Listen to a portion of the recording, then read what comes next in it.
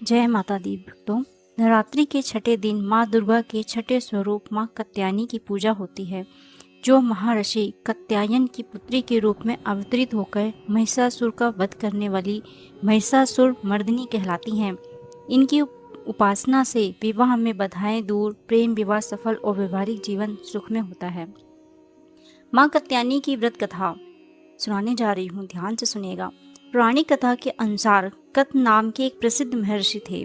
उनके पुत्र ऋषि कात्यायन ने भगवती की कठोर तपस्या की थी। ऋषि चाहते थे कि माँ दुर्गा उनके घर पुत्री के रूप में जन्म लें। माँ भगवती ने उनकी इच्छा पूरी करने का वरदान दिया।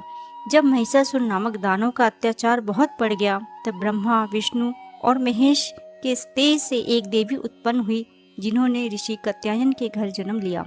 चूंकि ऋषि कात्यायन ने सबसे पहले इनकी पूजा की, इसलिए इन्हें कात्यायनी नाम से पुकारा जाता है। माँ कात्यायनी ने ऋषि कात्यायन के घर रहकर शुक्ल पक्ष की सप्तमी, अष्टमी और नौमी तक उनकी पूजा स्वीकार की और 10वीं तिथि को महिषासुर का वध करके देवताओं को उसके आतंक से मुक्ति दिलाई थी। पूजा का जो मंत्र है वो मैं बताने जा रही हूँ, ध्यान से सुनेगा। चंद्रहासो उज्ज्वल करा, सादुलवर वाहना, कात्यायनी शुभम दधा देवी दानव घातनी। माता को शहद का भोग लगाना अत्यंत शुभ माना जाता है। महत्व ये है इसका कि अविवाहित कन्याएं शीघ्र विवाह के लिए और विवाहित महिलाएं व्यवहारिक सुख के लिए इस दिन व्रत और पूजा करती हैं। बोलिए जय माता दी। आगे मैं आपको एक कहानी सुनाने जा रही हूँ अपनी माता की, अपनी दुर्गा माता की। एक बार क्या होता है कि एक बूढ़ी अम्मा होती हैं जिनका नाम कमला होता है। उनका एक ही पुत्र होता है, भोला। माँ का नाम कमला, पुत्र भोला, और जिसकी शादी हो गई थी वो थी रेणु।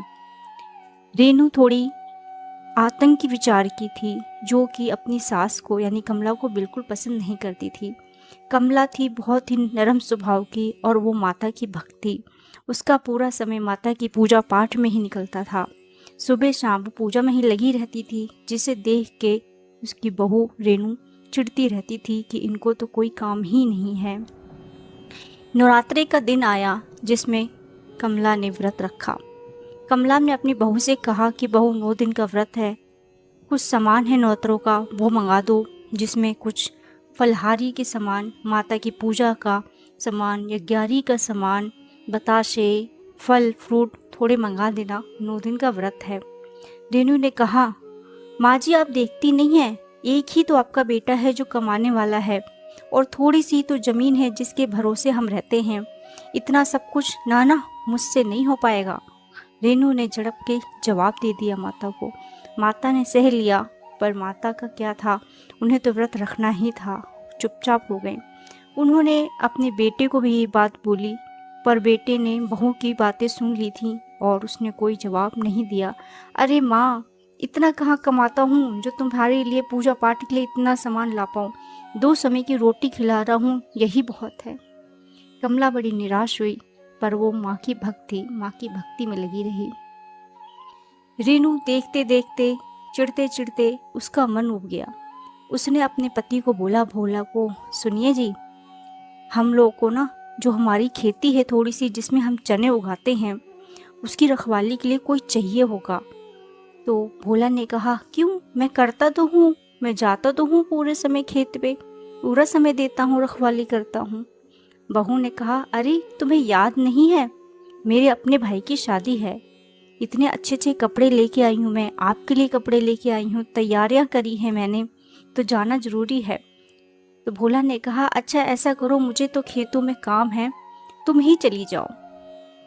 तो रेणु ने कहा कि अरे कैसी बात करते हो, मेरे मायके में पहली शादी है, मेरे अपने भाई की शादी है, हमने इतनी तैयारी की है, अच्छा थोड़ी ना लगेगा मैं अकेले जाऊंगी तो भोला ने कहा, फिर बताओ क्या करें। रेणु ने कहा, ऐसा करते हैं, माता जी को खेत पे वहीं पे झोपड़ी बना दीजिए, वहीं रह लेंगी, उन्हें वैसे भी क्या काम है, माता की पूजा ही तो करती हैं, उनकी माता भी उनके साथ वहाँ पे बिठा देंगे, भेज देंगे, और वहाँ वो पूजा अपना करती रहेंगी और खेत की रखवाली भी हो जाएगी। भोला ने कहा, ये बिल्कुल सही है।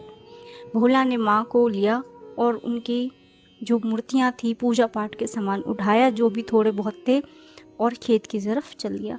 एक बार भोला ने अपनी माँ कमला से पूछा तक नहीं कि माँ तुम चलोगी या नहीं चलोगी। दोपहरी का समय, चैत्र का महीना, नवरात्रों का, ले जाके खेत में झोपड़ी बनाया और वहाँ बिठा दिया। कमला दुखी नहीं थी, जबकि कमला को ये पता था कि अब मुझे सारा जीवन इस झोपड़ी में ही बिताना है, अकेले ही बिताना है। बिल्कुल दुखी नहीं थी, क्योंकि उसकी माता उनके साथ थी। वो अपनी माता को लेके जा रही थी। रेनू ने अपना पीछा छुड़ाया था क्योंकि रेनू ऊब चुकी थी, और भोला ने अपनी पत्नी का ही जो है बात मानी थी। माँ से एक बार पूछा तक नहीं था। वो उस झोपड़ी में रहने लगी। जब भी हमारी माता और उनका शेर, हमारे शेर ने बोला मैया से, माता देख रही हो कमला तो तुम्हारी कितनी बड़ी भक्त है, फिर भी वो इतने दुख पा रही हो, तुम कुछ करती क्यों नहीं हो। माता ने बोला समय आने पे सब होगा शेरा, सब होगा समय आने पे। माता वहाँ रहने लगी। हमारी कमला जो बूढ़ी माँ थी वो रहने लगी। चूल्हा बनाया, खेत से जो भी कुछ थोड़ा बहुत मिलता था खा के गुजारा कर रही थी। नवरात्र के व्रतों में भूखी थी। काफ़ी समय बीत गया तो हमारी दुर्गा माँ ने शेरा से बोला, शेरा बहुत दिन से धरती पे भ्रमण नहीं किया है, चलो थोड़ा भ्रमण करके आते हैं।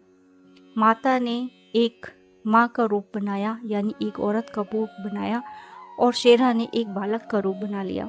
दोनों चले और उसी गांव में पहुँचे जहाँ पे कमला रहती थी।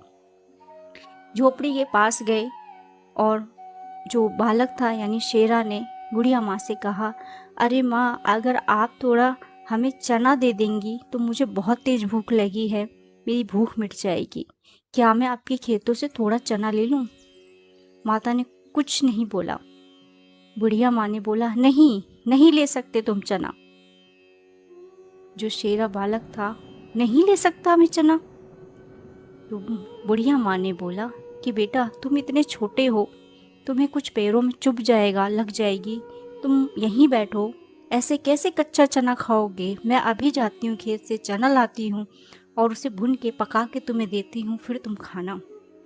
और बुढ़िया माँ चली गई चने के खेत में चना लेने। चना लेके आती है, चूल्हा जलाती है, माता को और शेरा को बैठने के लिए बोल देती है कि आप दोनों लोग बैठो, मैं अभी से एकदम चना बना के और आप दोनों को देती हूँ और आप दोनों पाओ। माता रानी कहती हैं कि नहीं नहीं कमला, रहने दो, मत भूनो, मेरा बालक ऐसे ही खा लेगा। कमला कहती नहीं, ऐसे कैसे खा लेगा, वैसे भी नवरात्रों के दिन चल रहे हैं, मेरे पास तो कुछ है नहीं जो किसी को दान पुण्य करूं, किसी की सेवा करूं, इसी बहाने बालक की ही सेवा हो जाएगी, कन्या तो मैं खिला नहीं पाऊंगी क्योंकि मेरे पास कुछ है नहीं। माँ जो कमला थी उसने चने भुने और माँ को दिए और बालक को यानी शेरा को। दोनों लोगों ने खाया और वहाँ से प्रस्थान कर गए। रास्ते में शेरा ने बोला, माँ देखा कि उन्होंने हमें कैसे खिलाया, कैसे बिठाया। माँ ने बोला कि यही परीक्षा थी उसकी, यही परीक्षा ली है मैंने, तुम चिंता मत करो। जैसे ही वो रात बीती और कमला सोई तो सुबह उठ के देखती है कि वो पूरा शरीर उसका सोने का हो जाता है, सोने सा चमक कर रहा होता है, बाल सोने के हो जाते हैं। कमला को बिल्कुल नहीं पता चला कि ये कैसे हो गया। उसके बाद जब गांव वालों ने देखा कि अरे ये तो पूरे सोने की हो गई, ये कैसे हो गया, और खुद की बहू ने देखा, सभी गांव वाले उसको रखने के लिए तैयार हो गए अपने घर में कि माता तुम मेरे घर में रहो, तुम्हारे बेटा बहू नहीं रह रहे, तुम मेरे घर में रहो। सभी तैयार हुए से देख के। तभी बहू ने देखा और माँ से बोला, यानी कमला से बोला, अरे माँ जी तुम किसी और के घर जाके क्यों रहोगी, हम तुम्हारे सगे हैं, तुम हमारे घर में हमारे साथ रहो। कमला ने बोला, नहीं बेटा मैं किसी के साथ नहीं रहूँगी।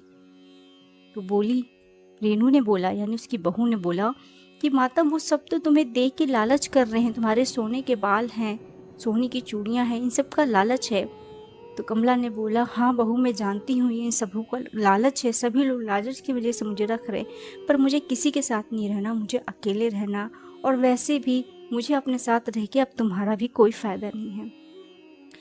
उसी रात में सोई कमला और सुबह का सवेरा नहीं देखा, यानी उसने अपने प्राण त्याग दिए थे। यानी कि माता ने उसे स्वीकार कर लिया था, वो माता के चरणों में चली गई थी। फिर तो उसका शरीर न वो सोने का रहा, ना रेणु को कुछ मिला, और फिर उनका अंतिम संस्कार कर दिया गया। तो हमारी माता रानी इतनी खुश होती हैं जब, तो रंग से राजा बना देती हैं। बोलो जय माता दी। आप लोगों की ये कहानी अगर अच्छी लगी हो, बहुत ही अच्छी लगी हो, तो जय माता दी ज़रूर लिखिएगा और चैनल को सब्सक्राइब ज़रूर करिएगा। आज के लिए बस इतना ही। उमा शर्मा आप सभी लोगों को नमस्कार करती हैं। राधे राधे, जय माता दी।